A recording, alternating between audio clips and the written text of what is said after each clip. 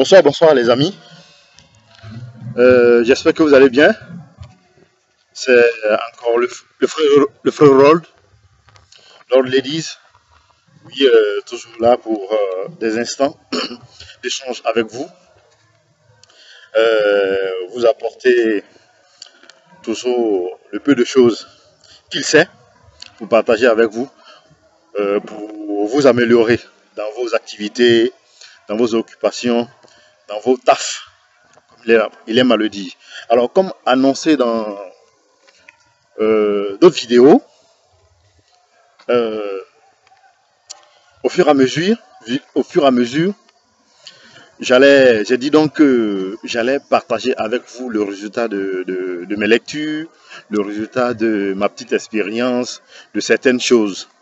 Et donc, aujourd'hui, je viens pour partager avec vous des outils, de management,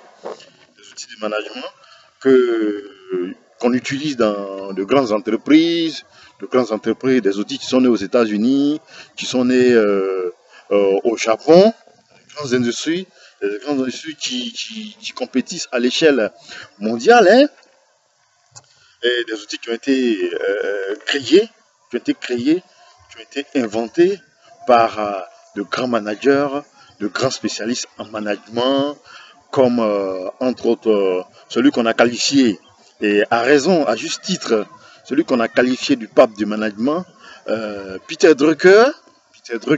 Après lui, il y en a eu d'autres, hein, et quelqu'un d'autre aussi qui a beaucoup travaillé sur le management, le grand Deming.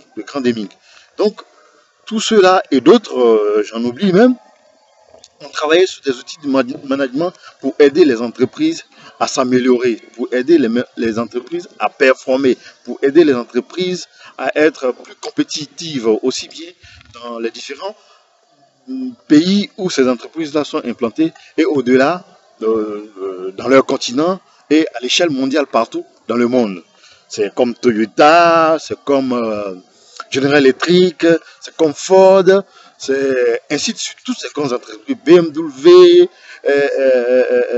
Mercedes, toutes ces grosses entreprises que vous pouvez imaginer. Et aujourd'hui, ces outils-là sont utilisés par toutes les entreprises de par le monde parce que ces outils-là ont démontré leurs preuves pour améliorer le management de toutes ces organisations, de toutes ces entreprises. Alors, ces outils, un outil, qu'est-ce que c'est? Bon, un outil comme un outil, c'est un moyen pour pouvoir exécuter une tâche, un moyen dont on se sert pour pouvoir exécuter une tâche, tout simplement. Alors, ces outils-là, dis-je, sont utilisés pour la plupart dans les entreprises. Mais, moi je dis, et vous vous êtes rendu compte, bon, dans la suite de la vidéo, vous allez vous rendre compte, et ceux qui ont pu utiliser ces entreprises-là ont dû faire le constat aussi que ces outils peuvent être utilisés dans toutes les organisations. Dans toutes les organisations. Et ces outils-là, même plus loin, peuvent être utilisés sur le plan individuel dans toutes les activités qu'on mène au quotidien, donc dans notre quotidien, aussi bien nos activités professionnelles que nos activités extra-professionnelles, même à la maison. Alors, bon, il y a une formation que je suis en train de préparer pour un peu plus élaborer, une formation un peu plus élaborée, un peu plus enrichie, avec beaucoup plus de détails pour donner un bon éventail d'outils que je mettrai à votre disposition pour que vous puissiez utiliser dans vos occupations au quotidien. Donc aujourd'hui, c'est juste une présentation, un bref aperçu de ces outils-là. Alors, on va parler comme ça du diagramme de Pareto ou la règle de 80-20. Voilà, quand vous avez un problème, par exemple, et que vous listez les causes, voilà, en utilisant ce diagramme-là, vous vous rendez compte qu'il y a 20% des causes qui, en les éliminant, résolvent 80% du problème. Donc il y a Pareto, il y a Ishikawa, le diagramme d'Ishikawa ou le diagramme en arête de poisson. Bon, vous devez certainement connaître ça, ou les 5 M les moyens, les méthodes, la main-d'œuvre, le matériel, le milieu, et ainsi de suite. Bon, après, les gens ont enrichi ça, hein, les gens ont enrichi, il y a eu beaucoup plus d'aimes. Mais dans tous les cas, alors c'est un outil qui permet de trouver, vous avez un problème donné, ça vous permet d'identifier, de rechercher les causes profondes et les causes racines, ainsi de suite. Donc que ce soit autant d'aimes qu'on a trouvé aujourd'hui, ça nous permet de trouver, de déterminer, d'identifier les différentes causes du problème et les éliminer naturellement. Il y a aussi l'outil SWOT, l'outil SWOT de faire une analyse de notre environnement interne comme notre environnement externe. Vous voyez très bien que c'est des outils, c'est vrai qu'on utilise en entreprise, mais qu'on peut utiliser dans nos activités au quotidien. Il y a l'outil SMART dont je parle très souvent, l'outil SMART S-M-A-A-R-D. Bon, c'est un acronyme anglais, hein. Le SWOT aussi, c'est un acronyme anglais. Voilà, vous pouvez aller sur Internet, vous allez avoir plus de détails. Bon, si vous n'en trouvez pas, moi, quand je vais développer la formation, je vais vous donner beaucoup plus de détails pour que vous puissiez l'adapter à vos différentes occupations, même à la maison. Alors, le SMART dont je parlais tout à l'heure, là, ça permet de définir un objectif quantifiable, un objectif mesurable. Et à l'AMDEC, l'AMDEC qui à l'origine on utilisait dans l'industrie mécanique, mais aujourd'hui on l'utilise dans les entreprises de services qu'on peut adapter aussi à nos activités au quotidien. Bon, il y a aussi des outils que certainement vous avez pu utiliser, le tableau de bord et les indicateurs, voilà, pour pouvoir mesurer nous-mêmes nos performances et mesurer aussi les performances de nos organisations, de nos équipes, ainsi de suite. Il y a le brainstorming qui est, bon, en anglais, brainstorming, qui est remue-ménage en français. Bon, c'est une production d'idées, hein. Il y a un problème donné, on se regroupe. Pas de catégorisation, excusez-moi, je m'en perds dans mon latin. Donc, on trouve un groupe de personnes, il n'y a pas de catégorie, et puis on produit des idées. On fait naître des idées, chacun produit des idées, et après, bon, après le brainstorming, on va classer tout ça avec d'autres outils pour arriver à un certain nombre d'idées qu'on va retenir pour pouvoir résoudre un problème donné. Il y a aussi le benchmarking. Alors, le benchmarking, c'est tout ça, c'est un outil de management aussi qui permet, bon, comme on l'a dit, le benchmarking permet de copier ce qui est bon. Voilà, sans honte.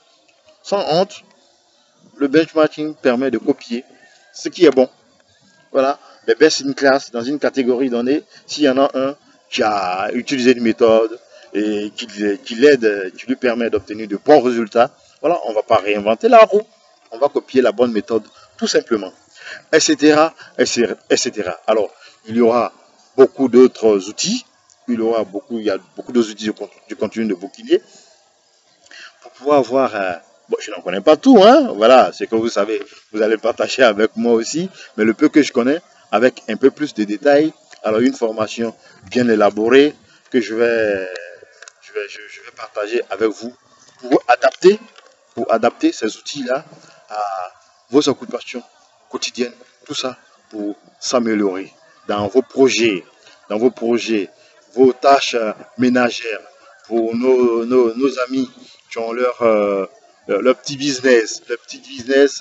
Ils ont des problèmes qui se présentent à eux, des difficultés qui se présentent à eux, des situations en général qui se présentent à eux, qui cherchent des moyens, des méthodes pour pouvoir les aider à venir à bout de ces situations difficiles-là. Ça, c'est des outils très puissants, des outils très performants qui ont été utilisés. Bon, aujourd'hui, vous savez ce que Toyota est, vous savez ce que General Electric est, vous savez ce que General Motors est. Alors, toutes ces entreprises, même dans l'espace où vous vous trouvez, les entreprises qui sont là, qui marchent bien, n'utilisent rien d'autre que ces méthodes. Donc, ça veut dire que c'est des méthodes, c'est des outils qui ont été éprouvés à l'échelle mondiale et qui marchent bien.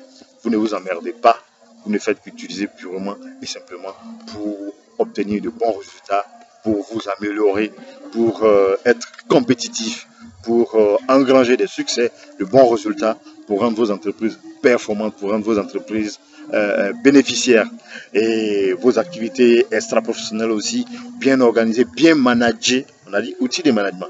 Bien manager vos activités extra-professionnelles, vos activités caritatives, vos activités d'ONG, vos activités sociales, et ainsi de suite. Ainsi de suite. Voilà, c'est des outils aujourd'hui qui peuvent s'adapter partout. Il faut les adapter partout. Il y a des outils qu'on utilisait dans l'industrie mécanique où on produit des produits tangibles qu'on peut toucher.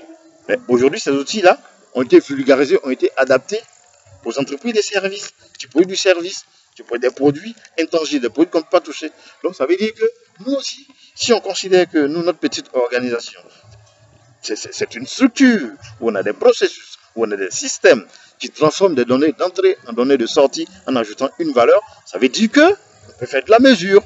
On peut utiliser donc ces outils-là pour améliorer nos prestations, pour améliorer nos processus, pour améliorer nos systèmes, pour apporter plus de valeur. Et on ne peut que sortir gagnant.